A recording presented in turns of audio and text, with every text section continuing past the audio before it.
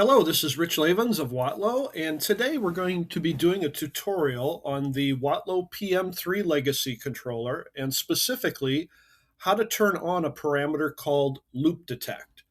So I have got my Composer software open up here. Now you can get in to change that parameter using the Composer software, or you can use the phone app called EasyLink, or you can go through the buttons of the controller.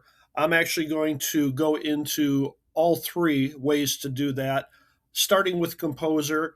And I think once I get through Composer in the phone app, if you do choose to do this through the buttons on the controller itself, it'll just make a little more sense. Anyway, so here I have Composer, and I'm connected to my PM3 using the Bluetooth app. And if you've got more than one instrument on the Bluetooth network, it'll populate different ones. But this is the one I want to select. So I'm going to click here. And you can see it's spinning and it opens a tab up here. So let's go to that tab. And right here, we'll just be patient while this thing synchronizes, which should only take a few seconds. So we are now synchronized. If I come up here, right on the second line and click, you'll see some menus. So I have device details, I've got the function block diagram, personalization, but in our instance, we want to select Explorer. And that'll open up a series of menus. We have operations, setup, and factory. We're going to go into setup by clicking this little blue arrow. It opens up a submenu, and the parameter we want to find is in the control loop. So I'll click the arrow again. This only has one control loop in this instrument, so we'll click on control loop 1, and it opens up these parameters.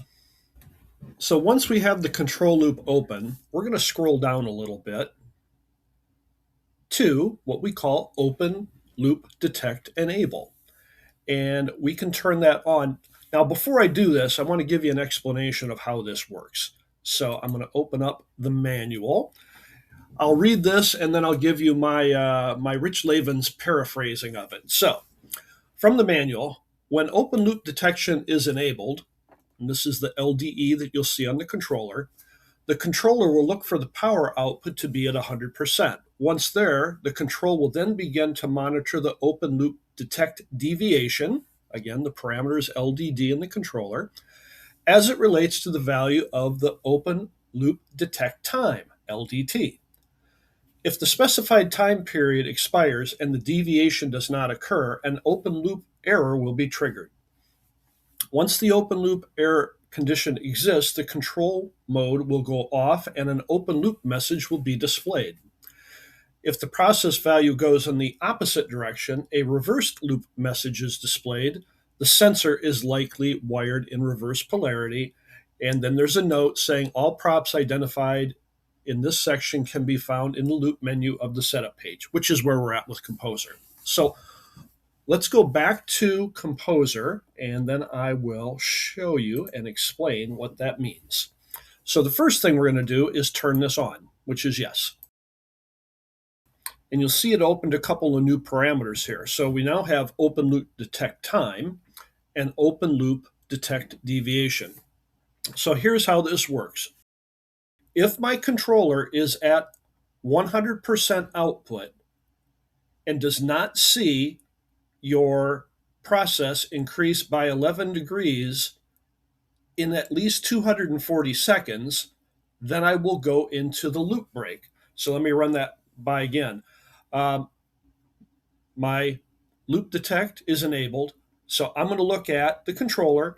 If my controller is calling for 100% power for 240 seconds and it does not see a temperature rise of at least 11 degrees, it is going to go into the loop break. So it's pretty easy to understand, I think, when I state it that way.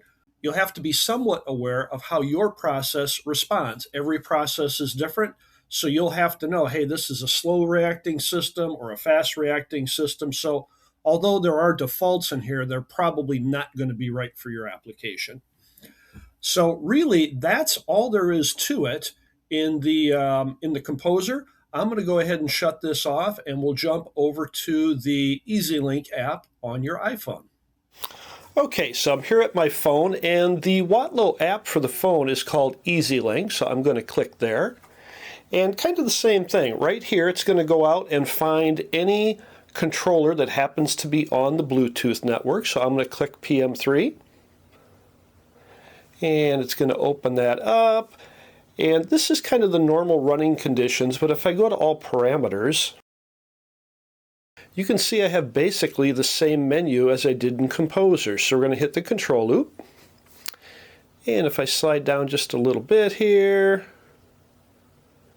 there's my open loop detect enable. So I'm going to click there, and again, yes or no. When I click yes and hit enter, then I can look at my open loop detect time. And again, if I want to change that, it's defaulted to 240 seconds, but I can put in any amount of time between 0 and 9,999. And then my open loop deviation detect is set at 10 degrees. So again, any change I make here does a live change on the instrument, so pretty easy to do. I think the button pushes are probably the most complex way to change this, but you can certainly do it. And now that you know this, from the phone and the Composer app, I think the button pushes will make a little more sense, so we'll jump over there next after I turn this back off. All right, so from the instrument, the first thing we're going to do, and my thumbs are going to be in the way and there's no way around it, but we're going to hold down the up and down keys simultaneously. It will go to Operator, and if we keep holding it, it'll go to Setup. So we're in Setup. Once we're in Setup, we can hit the up key. There's Communications, and we're just going to keep toggling that until we get to the loop, which is right there. Once we're in the loop, we'll hit the left button. There's PID. We're just going to skip through these parameters until we get to the loop detect.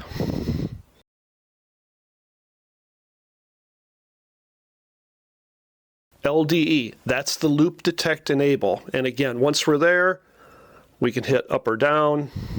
Actually, the up arrow, we'll turn that on. Then we'll hit the parameter advance here. There's our time, and there's our deviation. And again, we can change that here by using up or down keys. Once you've got that set, what we can do is hold the infinity key down for a couple seconds, and it'll go back to the operator mode. So that's how you enable and disable the loop detect. I hope you find this video helpful, but please reach out to us and let us know. Thank you so much. Bye.